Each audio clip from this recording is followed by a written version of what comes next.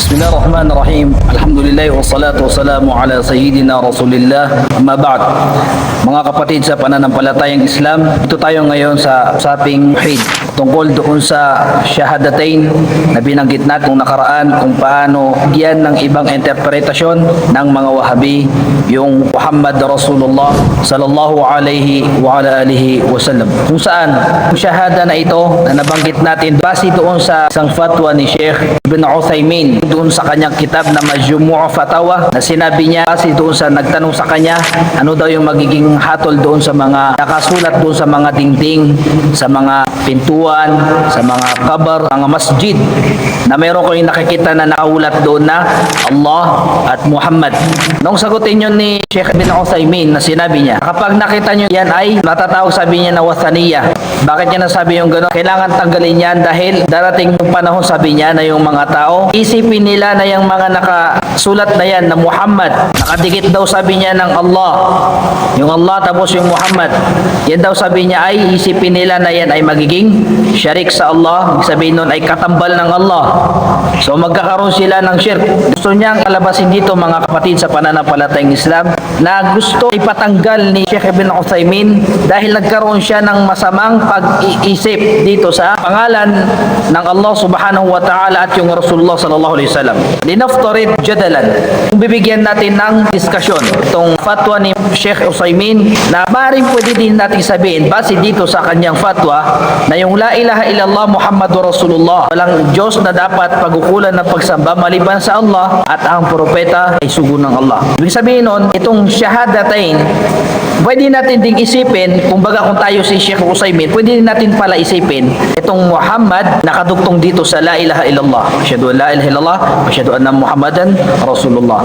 Itong pangalawang syahada na wa asyhadu anna Muhammadan Rasulullah ay pwede natin sabihin na darating din yung panahon na may mga tao na iisipin nila na yung Muhammad ay syarik ng Allah.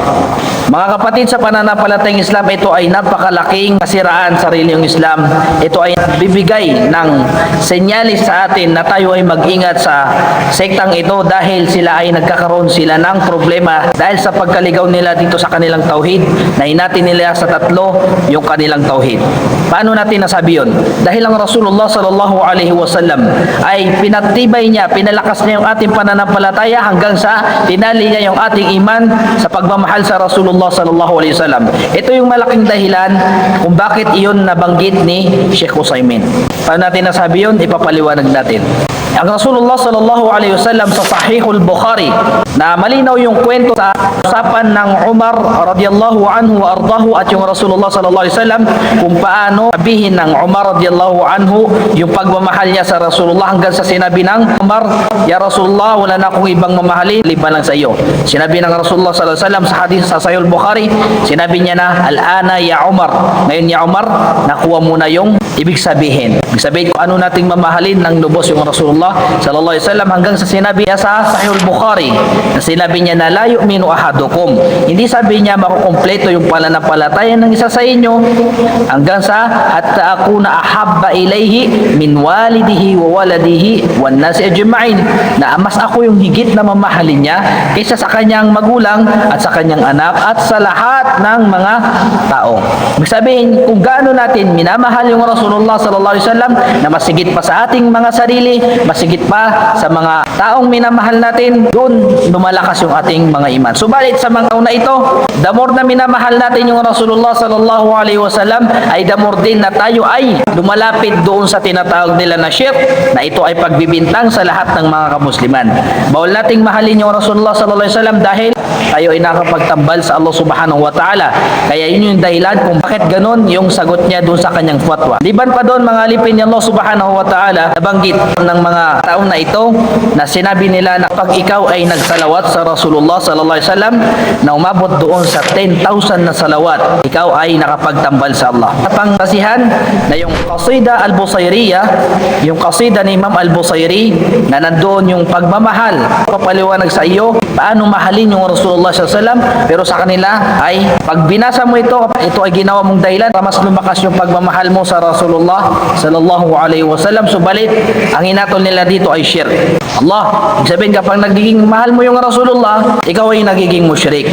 Then, liban pa doon, pagsisiyara doon sa kabar ng Rasulullah sallallahu alaihi wasallam, pasi doon sa hadis na sinabi niya na wala nang iba dapat puntahan maliban lang doon sa 3 masajid.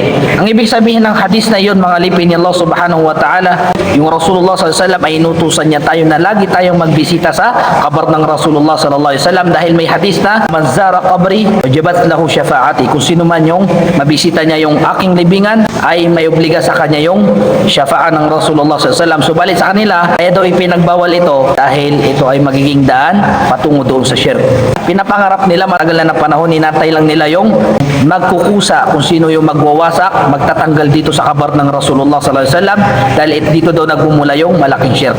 Subalit ang Rasulullah sallallahu alaihi wasallam ay nagtiwala siya sa atin na sinabi niya sa hadis ni Imam Muslim na sinabi niya na inni lastu akhsha alaikum an tushriku ba'di. Katotohanan sabi ng Rasulullah sallallahu alaihi wasallam, ako ay hindi natatakot na kayo ay maging musyrik, kayo makapagtambal pagkatapos ko. Tapos dinuwa pa ng Rasulullah sallallahu alaihi wasallam sa ibang hadis sa Allah subhanahu wa ta'ala na sinabi niya, Allahumma la taj'al qabri wathanan yu'bad. Ya Allah, huwag mong gawin yung aking kabar na ito ay maging sinasamba. So, ibig sabihin ang Rasulullah sallallahu alaihi wasallam may tiwala siya sa ating tauhid, sa ating paniniwala sa Allah subhanahu wa ta'ala at alam niya na tayo ay hindi magtatambal sa Allah subhanahu wa ta'ala. Hanggang dito na lamang. Assalamualaikum warahmatullahi ta'ala wabarakatuh.